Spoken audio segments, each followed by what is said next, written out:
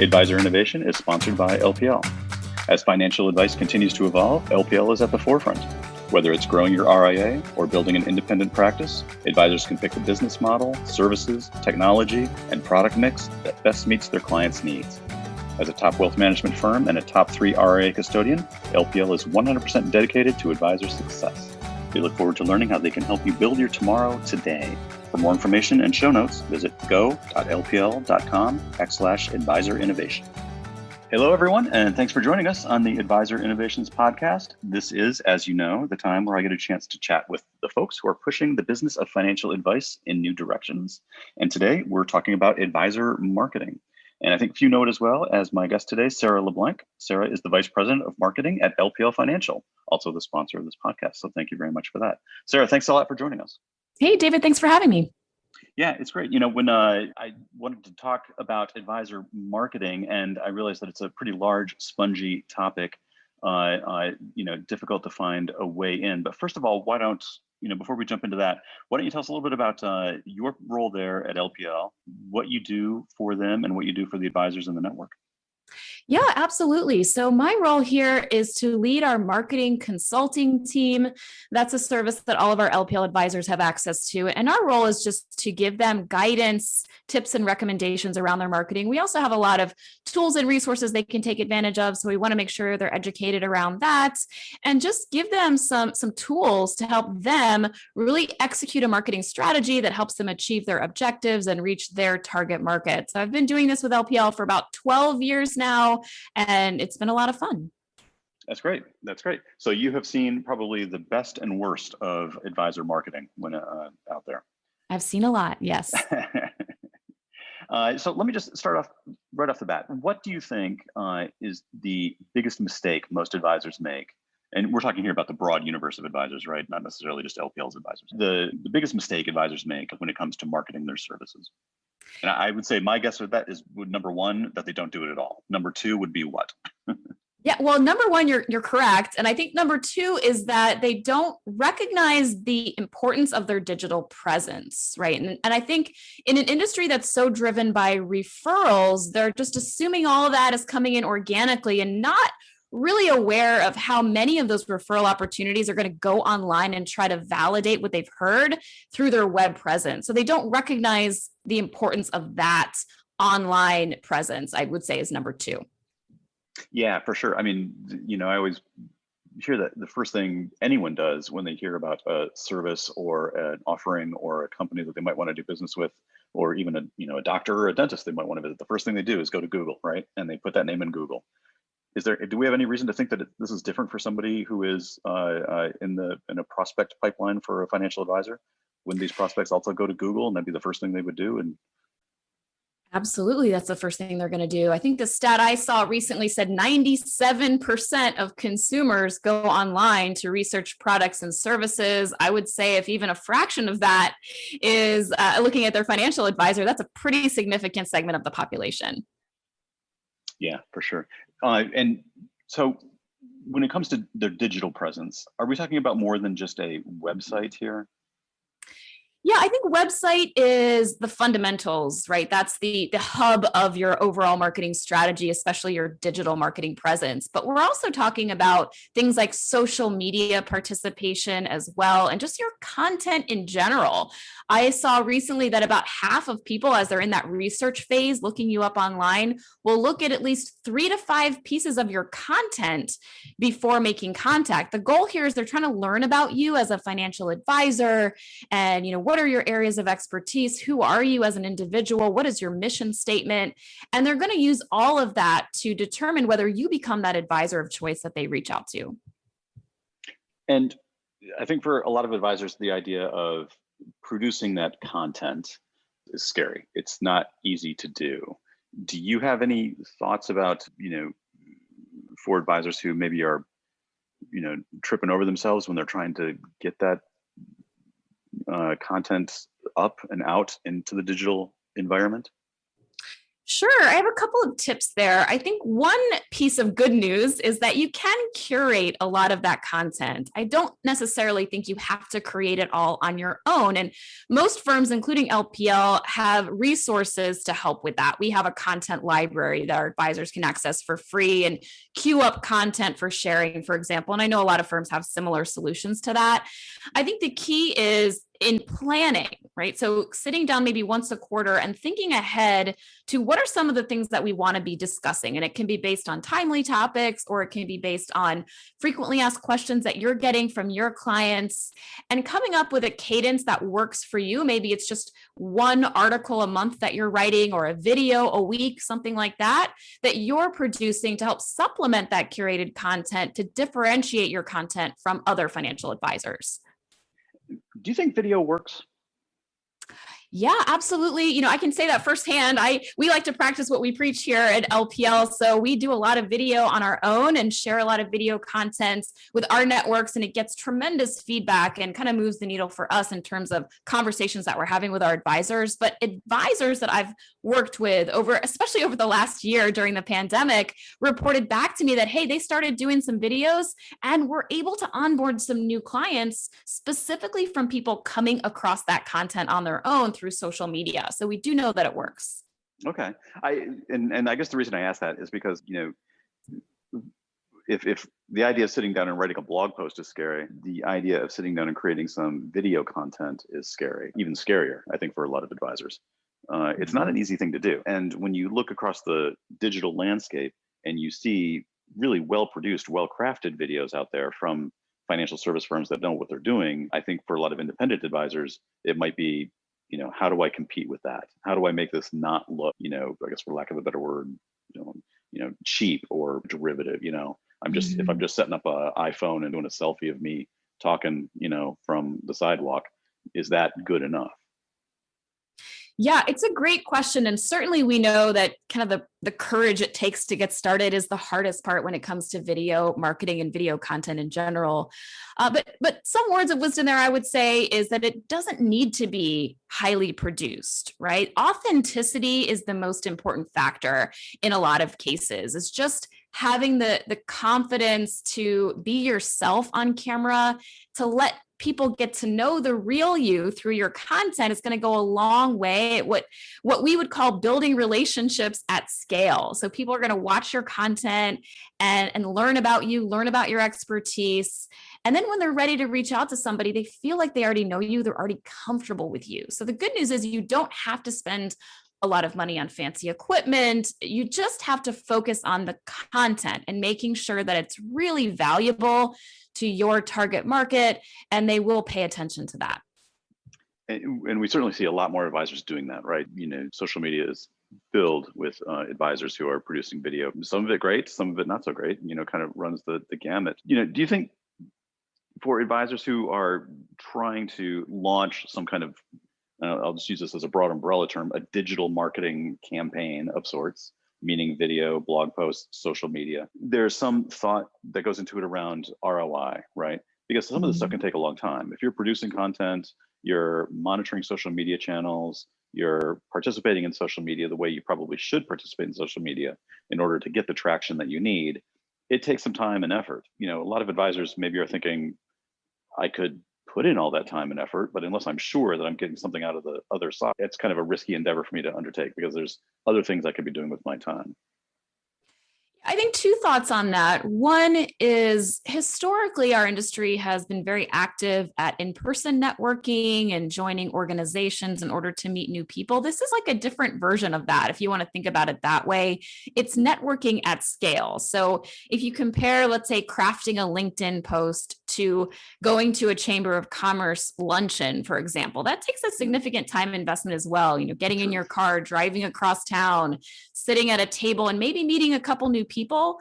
And that takes a chunk out of your day. But if you take that same time investment and create a piece of content for LinkedIn, you're going to reach a lot more people potentially. So that time investment may actually create more exposure than sort of the traditional way of networking. Not to take away from that, because we know that also has value.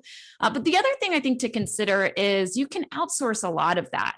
So you can create a piece of content and then hire somebody to take that piece of content and make it work for you, whatever that may mean, whether it's creating an advertising campaign around it or just framing it up for social media in a strategic way to get more visibility. And, we at LPL have a solution for advisors who are looking to outsource the execution of their digital campaigns. And I'm sure there are lots of other solutions out there as well. Mm-hmm. And for advisors who need help, maybe with some of the aesthetics around the marketing, those services are available as well, correct? What kind of pictures do you put on your blog post? What, and for your website, we see a lot of sometimes, beaches and piers and compasses and lighthouses, but maybe there's, some other ways that these digital presence, whether it's a website or blog post or LinkedIn profile, can be spiffied up a little bit, right? Correct? Mm-hmm. Absolutely, 100%. I think that's where, again, the authenticity piece comes into play here too. And I'm going to introduce the topic of value proposition at this point, because I think, this is a good place to talk about what it is you want to be known for as a financial advisor. That's the benefit of being your own business owner, is you get to create that and craft that. It's all yours. So that value proposition that you are known for then shows up in everything you do, including your website, the visuals, the text on your site, and really everything that you do to communicate to those clients and prospects and other influencers in your communities. And so our team within marketing consulting has a lot of conversations around that with our advisors to give them advice and recommendations. And there are third-party vendor options as well. What would you say to an advisor who has gone on social media, perhaps they've gone on Twitter, LinkedIn, they've started up these programs, and they just can't seem to get any traction in terms of followers? I think that happens a fair amount. It's hard to build an audience of scale in those arenas. I guess my question to you is this: should advisors always think about the more followers, the better, or should they think about, well, I may only have a couple hundred, maybe 1,000 followers, but they're the right ones? How should an advisor think about reach versus quality of social media followers?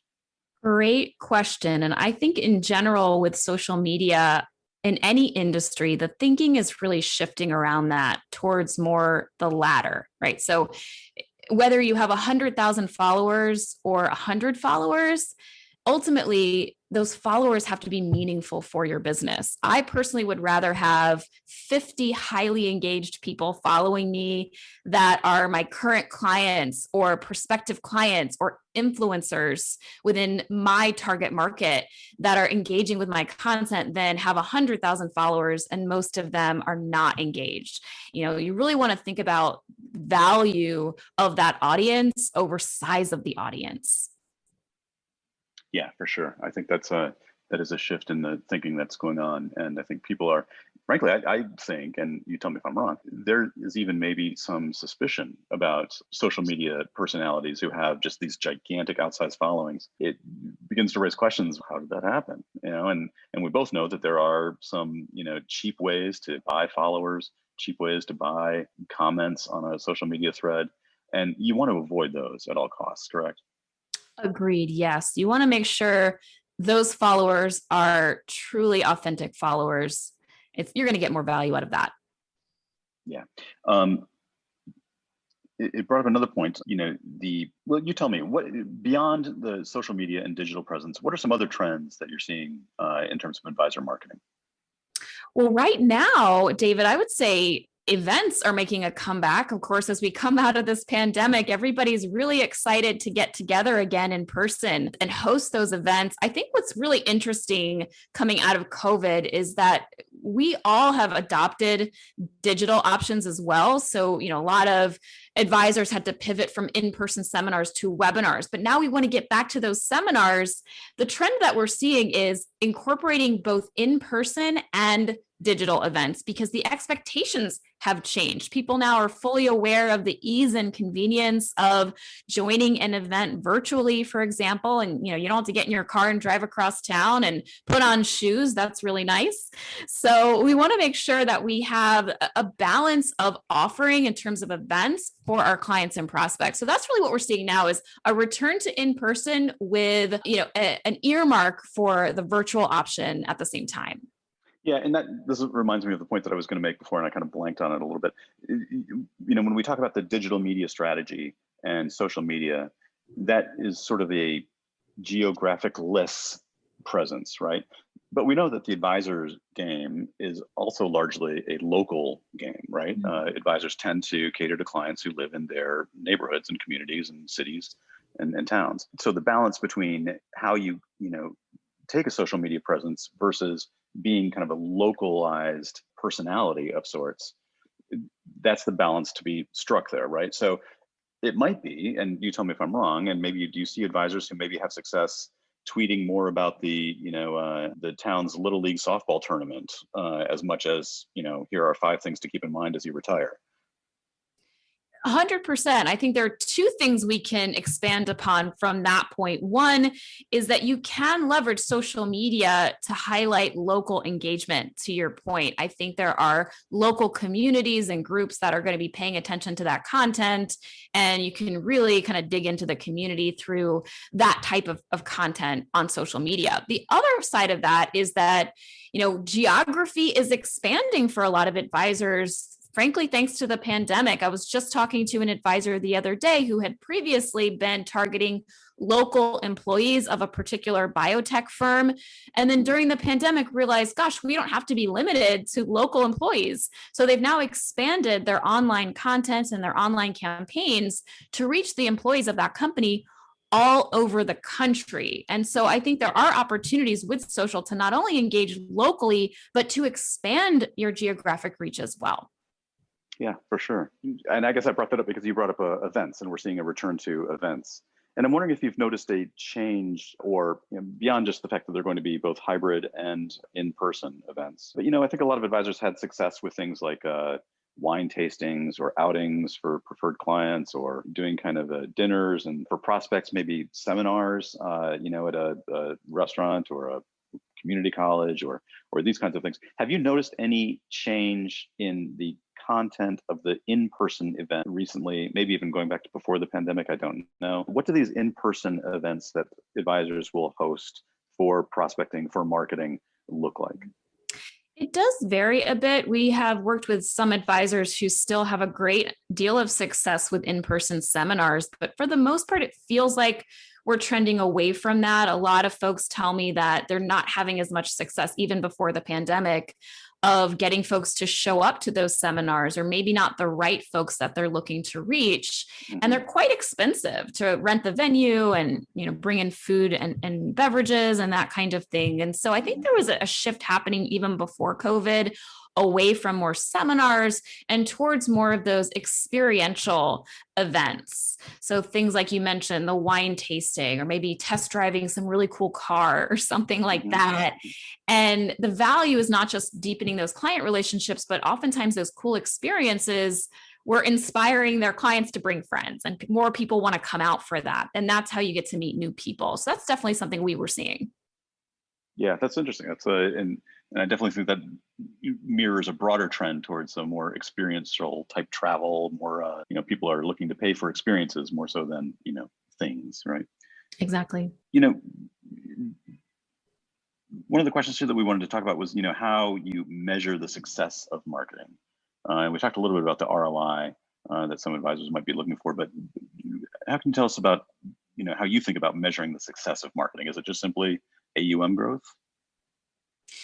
Yeah, I think it's going to vary a little bit from business to business based on your own business goals, right? Your growth goals, whether it's AUM or what have you. And it depends on your business maturity too, your target market. So ultimately, I think each advisor really has to define that for themselves. And then keep in mind too, that marketing goals should be a little bit more tactical than your business goals is what I would suggest. So a business goal may be increase AUM by X%, but a marketing goal might be something like connect with 100 new people per month on LinkedIn, or increase social media engagement by X%, or attract 10% more prospects to your webinars, for example. You get the idea here, but big picture wise, if your business goal is to add one new client per month, then you should really define those marketing activities you think will help you get there. And maybe that's hosting one educational webinar per week and promoting it and advertising it through email and social media. But then watch your results. And I think this is another area where many advisors don't pay enough attention to the results at the end in order to pivot and make changes to that. So how many people looked at the ads? How many people clicked that webinar registration link and actually followed through and attended? So you want to be measuring all of that along the journey, create some benchmarks for yourself, and then really have patience with it, because results often don't happen overnight, but tweak and make adjustments along the way. And you may have to invest a little bit of your time in order to see those significant outcomes. But I think the key is just knowing what you want it to accomplish and tracking and measuring the tactics as much as the business goals. Yeah, so following the data through. I think we talked to a lot of advisors who, will say, well, I tried this, marketing service, or I tried this lead generation service, and it just didn't really work for me. And I think sometimes there's an unrealistic expectation on the part of the advisor that, you just simply sign up for this service, and, prospects are going to be walking in the door, and a certain percentage are going to be signing on the bottom line. But it's not really the way it works, right? I mean, you have to kind of nurture those, just like in any kind of marketing campaign, right? You have to nurture those leads throughout the funnel, right? It's not simply enough just to be given the names or have the people show up to the dinner or have the people clicking on your articles. You got to do something with that. Exactly. It takes time. And, having people show up to your webinar, show up to your seminar, having a plan in place to follow up with them afterwards is key. And I think, investing the time and having the patience with it is key there as well. Thinking about it similarly to what we tell our clients, right? We tell them, hey, just because you sign up with a new investment product or strategy doesn't necessarily mean tomorrow you're going to have, a significant increase. It's something that we invest in over time to see long-term results, and marketing is very similar to that. Yeah. This gets into the conversation about, services that are available to advisors to help them do these kinds of things. And LPL has a whole suite of services, I'm aware. And largely you can bucket these things into kind of the difference between marketing consulting, and maybe you can help tease us out a little bit what that is, versus marketing solutions, which I gather is more sort of platform based.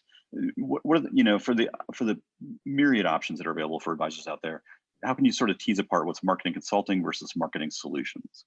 Yes, we like to name things very similarly to make it as hard to understand as possible. So let me try to clarify here. So my team that I lead is marketing consulting, and we are really here to help the advisors by guiding them, helping them strategize, and they can engage our team anytime they'd like. There's no cost for setting up a conversation with us. We get to know their objectives and their target market. And we provide recommendations on everything from their brand to website and social media strategy and content, video marketing, and all of that. At the end of the day, though, it's up to that advisor to execute on the strategy and the recommendations that we provide. So that's really the main difference, because with marketing solutions, advisors are actually hiring one of our marketing consultants at LPL for a fee. And then that consultant helps them develop a digital marketing plan based on their goals and objectives and target market. And then they're actually implementing the plan, including things like managing all the compliance submissions, posting on their social profiles, managing their digital campaigns, and other similar activities to that. So a lot of our advisors really appreciate that opportunity to leverage that team of experts to execute on their behalf. Yeah, so it's the difference between consulting and execution, really. Exactly. And you guys offer the consulting for free? We do, yes. Okay, that's nice. Is this similar to what we hear about in other parts of the industry, like sort of the outsourced CMO position? If we outsource, yeah. So CMO? Marketing solutions is very similar to that concept. Yeah, makes sense. Have you? This might be too deep in the weeds, but the recent change with the SEC to allow testimonials for advisors in their advertising campaigns. This was, an updated and antiquated rule that the SEC had that just didn't fit in the modern era. Have you seen a lot of advisors really change their marketing strategies because of that? Or is it just sort of a thing that, it's nice that the rule has changed, but most advisors are not going to start soliciting clients for testimonials? I haven't seen any advisors taking action on it yet. And that may be because, specifically, I think a lot of us are in sort of a holding pattern interpreting the new policy and trying to come up with our own policy and how we communicate that to our advisors at LPL. So we're still kind of waiting to see how that fleshes out. So I haven't seen any significant changes in advisor activity just yet, but I personally am very excited about it. I think it makes sense to see the change. Yeah, and some possibilities there, I guess. We'll see how it shakes out. What about the recent pandemic? Have you noticed any change in the way advisors are marketing themselves because of the pandemic? I think we seem to sort of be on the tail end of it here, but is there any kind of lasting change that maybe advisors have pivoted and because of the pandemic and the environment that we're in? Yeah, I mean, I think we've already talked a little bit about webinars and virtual events, but my favorite way I've seen our advisors pivot is towards video content. And I know we touched on that earlier too, but to our earlier conversation, it's overwhelming and it's scary to get started with video. What I think the pandemic did was really force a lot of advisors to take action, because otherwise, especially at the beginning, there really wasn't a way to get in front of your clients and especially new people and prospects visibly in front of them, because we weren't leaving our homes and we weren't going to those networking events.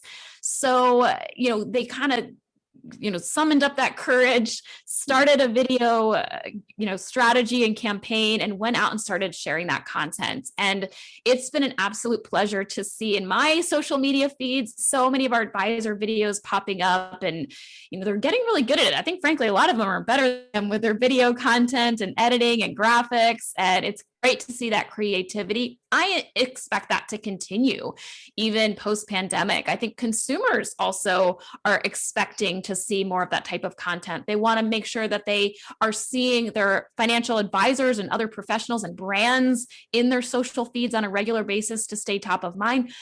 They want to reach you through those channels as well. I want to direct message you on LinkedIn rather than pick up the phone or send you an email. And I think those shifts will continue. And the advisors who have, adopted those new strategies and adapted to the new way of doing business are going to see greater success. Yeah, I think so too. And I'll tell you, it also strikes me that the way that the video has been used over the course of the pandemic has been this sort of almost forced intimacy and really authenticity. And when you're talking to an advisor or anyone and they're, in their kitchen or, in their living room or in their office, and you see, all of their kind of personal home life going on behind them, that's actually pretty nice, right? I mean, it might have been pre-pandemic considered, oh, well, that's, we got to edit that stuff out. We got to make sure that there's a green screen behind there with like a nice, background. Now, I think that kind of intimacy and authenticity is valuable. I think it resonates so well. I'll just kind of speak from my own experience. I've been recording a video a week on different marketing tips, and I film it around my house, inside and outside around my house. And I get so many comments from advisors who know, like, oh, you have that lemon tree in your backyard. I love seeing all the different spots around your house. So it actually does help build relationships. I think it's actually really important because we've also done videos historically out of our marketing team where we are in the studio and we have the green screen. And frankly, I get more engagement and more visibility on the videos that I shoot in my backyard. So I think you're right with that. Exactly. I wanted to touch on something that you recently wrote, and I know we're coming up to the end of the time, but when you talk about client personas and marketing to different personas, is that a strategy? Can you tease out that strategy for us a little bit? Do we think about the persona of the prospect in mind when we create marketing strategies? Yes, this is another area where I think advisors, it's a simple thing you can do. It's actionable and it's really fun, right? So personas, I'll define that a little bit more because I know it's sort of a fun little marketing thing that we talk about. And probably a lot of our financial advisors are not familiar with this term. So essentially a persona is a fictional character that you create that represents your ideal client or clients, right? So you may have a persona that you'll call small business Bob, for instance. And the goal here is to then brainstorm everything about Bob, from his backgrounds and values to his lifestyle and pain points and motivators. And then you write out that story, you use as much detail as you possibly can. And then we're thinking about small business Bob every time we create a piece of content, and we're speaking directly to him in our videos. It's going to help us connect to their needs and create better content. And you can certainly have more than one. You may have small business Bob and retirement Rita, but just decide which one you're speaking to as you're creating content. And it's really going to help you focus in on messaging and information that's most relevant to the people you're looking to reach. Yeah, and for sure. And for advisors who have discovered the idea of niche markets and targeting a particular niche, that resonates. The riches are in the niches, as they say. I like that. What about you, Sarah? You came up, you weren't always in financial services. You were in media for a while, correct? That's correct. Yes. So prior to my 12 years at LPL, I was at the local newspaper here in San Diego, working on both the print side and the digital side. Well, the San Diego Union Tribune is a pretty large newspaper. I mean, I guess I know it's a local newspaper, but it's a big paper. It's a big media operation. It is.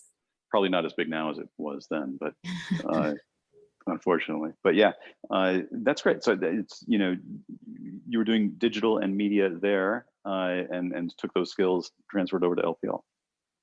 Correct. Yeah. I think it's helpful to have that media background. I say what I do today is kind of like the slumdog millionaire of jobs, because I have the experience with advertising and marketing. And prior to that, I was at Capital One. So that financial services background, it all sort of comes together for my current role in helping our advisors navigate all those different aspects of marketing. Well, that's fantastic. Sarah, this has been great. Thanks very much. I know we've gone past our time, so it's been a great conversation. I appreciate you being with us. Thanks for having me, David. And this has been the Advisor Innovations Podcast.